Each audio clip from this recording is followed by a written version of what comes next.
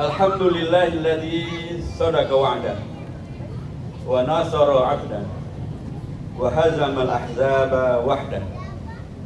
Assalatu wassalamu ala khairi khalqillah, ala habibina wa syafi'ina wa qaidina wa qudwatina wa uswatina nabiyina Muhammad.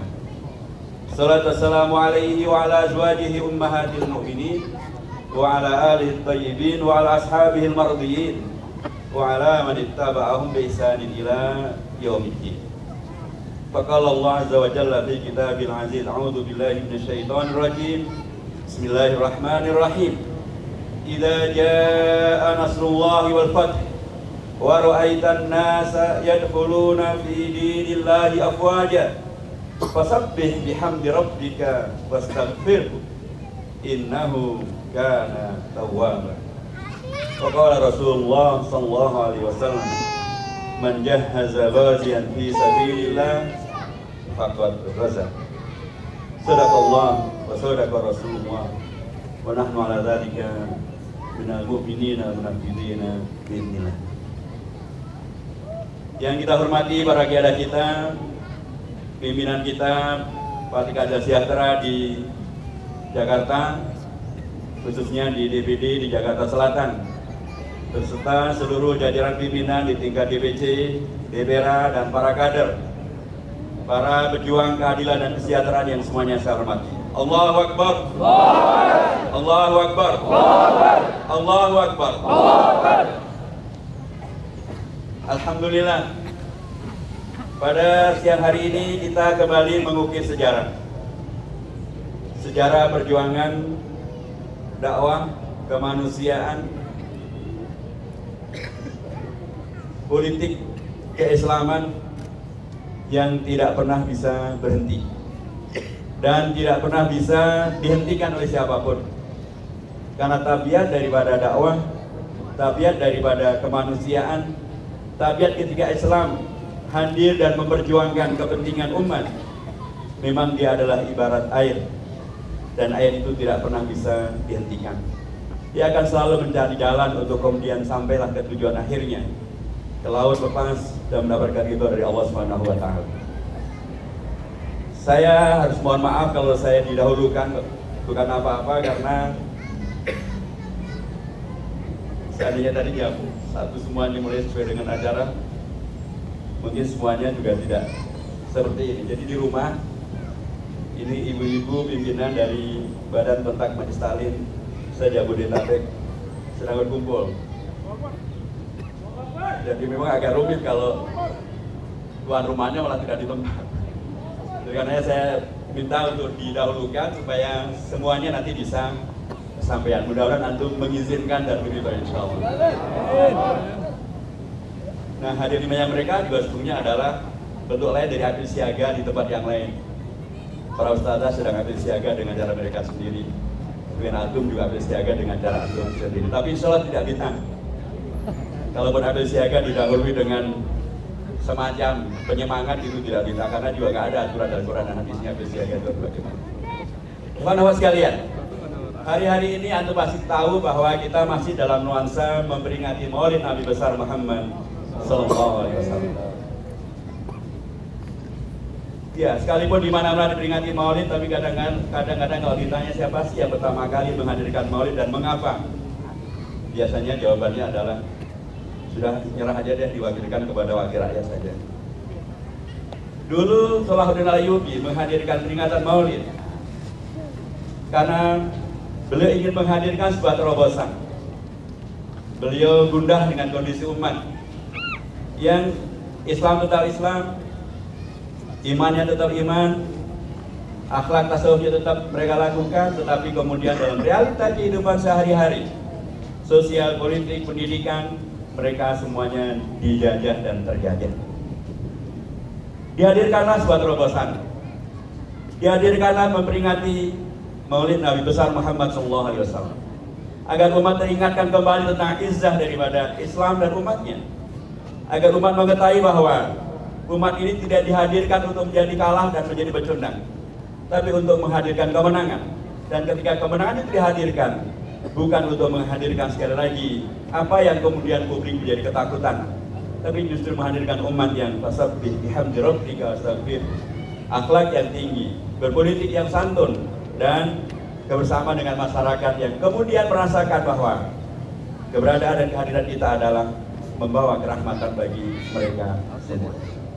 Dan Salahuddin Ayyubi sukses.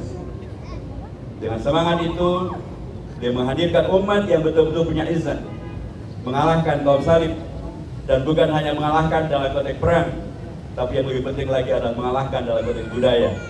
Karena nanti mereka pulang dengan seikhlas mereka kembali ke negeri Eropa, untuk kemudian dari situlah hadir apa yang sudah disebut sebagai masa Renaissance, masa Aufklärung, masa pencerahan bagi Eropa.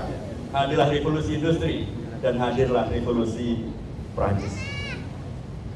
Peristiwa ini, kawan-kawan sekalian, memberikan kepada kita sebuah inspirasi yang saya kira tidak akan pernah menjadi lekang. Bahwa dalam kondisi apapun, kita memang tidak pernah dianjurkan, disyariahkan untuk berputus asa. Wala ta'asu min rawahillah. Tapi dalam kondisi apapun, ajaran yang menjadi pegangan kita adalah idza qamatul qiyamah wa fi yadi ahadin fasilah falyagrasa.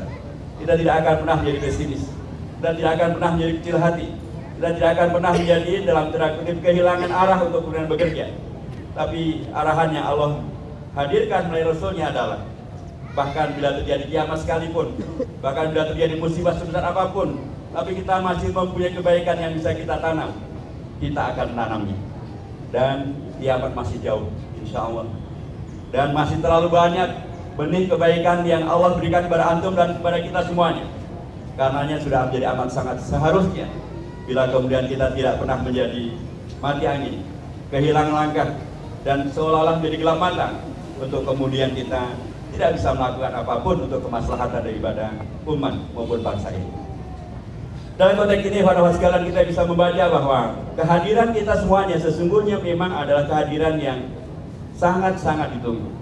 Dalam dialog panjang dengan Prof. Habibie, menegaskan kembali tentang apa yang menjadi pandangan Barat terhadap Indonesia, apa yang menjadi harapan Barat terhadap Indonesia, apa yang sekaligus menjadi harapan Timur Tengah kepada Indonesia. Itulah demokratisasi dalam konteks keislaman. Dan beliau yakin bahwa PKS bisa melaksanakan harapan Barat maupun harapan Timur. Dengan semangat inilah, kawan-kawan sekalian, kita menatap dan melihat masa depan kita, bukan sekedar pada bahwa di depan kita hanyalah gelap, di depan kita hanyalah konspirasi, di depan kita hanyalah masalah. Betul, ada begitu banyak hal yang akan diterapkan dan sudah diterapkan kepada kita semuanya, baik yang bernamanya konspirasi maupun yang namanya kegelapan, fitnah, dan lain sebagainya. Tetapi selalu saja ungkapan yang paling menyejukkan kita semuanya adalah apa yang disampaikan para tiada dakwah kita ketika mereka mengatakan, bila kezaliman sudah demikian luar biasa, bila malam sudah semakin gelap gulita, itu tandanya fajar sebentar lagi akan datang. Allahu Akbar, Allahu Akbar, Allahu Akbar. Dan saya berkeyakinan dengan apa siaga seperti yang siang hari kita lakukan, dan yang beberapa minggu yang lalu juga kita lakukan secara bersama-sama di seluruh Jakarta dan juga di seluruh Indonesia, dan dengan beragam kondisi Allah hadirkan kepada kita semuanya, apakah dengan namanya banjir, apakah dengan namanya erupsi Gunung Sinabung maupun juga Gunung Turun dan lain sebagainya.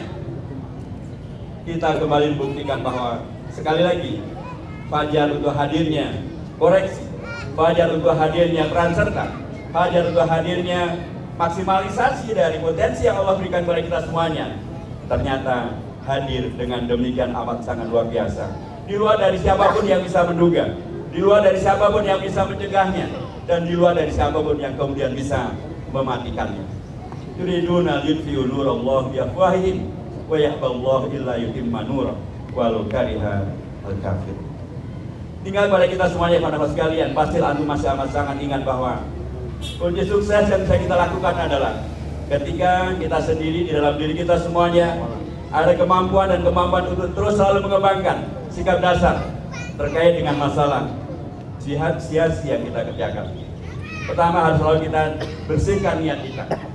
Sebab sehebat apapun tujuan yang akan kita raih, kalau niat kita tidaklah sesuai dengan apa yang disyariatkan oleh ajaran agama kita, kalau kita sudah mulai melenceng ke sana kemari, kita khawatirkan bahwa apa yang diingatkan dahulu oleh Khalifah Utsman bin Affan, bahwa kemenangan kita bukan karena banyaknya pasukan kita, kemenangan kita bukan karena sedikitnya musuh kita, tapi kemenangan kita adalah karena kita lebih sedikit maksiatnya dibanding daripada musuh-musuh kita. Nah, kalau kemudian maksiat kita sama saja dengan musuh-musuh kita, maka tidak ada peluang untuk menghadirkan kemenangan. Karenanya ikhwan sekalian, niat selalu harus kita hadirkan dalam konteks yang seluruh-seluruhnya. Boleh saja karena kita manusia ada tarikan kanan kiri, tapi insya Allah dengan beragam arah yang telah diberikan kepada antum semuanya, yang mulainya baca Al-Qur'annya dan kemudian sholat berjamaahnya, insya Allah itu akan selalu jadi bagian dari yang akan meluruskan kembali niat kita bersama. Dan berikutnya adalah bahwa kehadiran kita ketika kita kurang memilih partai politik sebagai wajah dakwah kita, itu adalah pilihan yang sangat rasional, pilihan yang amat sangat kita sadari segala konsekuensinya. Salah satu di antara konsekuensinya adalah ada ujian per 5 tahunan. Beda dengan kalau kita memilih menjadi sekedar LSM saja, atau kita memilih menjadi ormas, itu tidak akan ada ujian 5 tahunan. Tapi begitu partai politik, ujian 5 tahun itu adalah sebuah keniscayaan.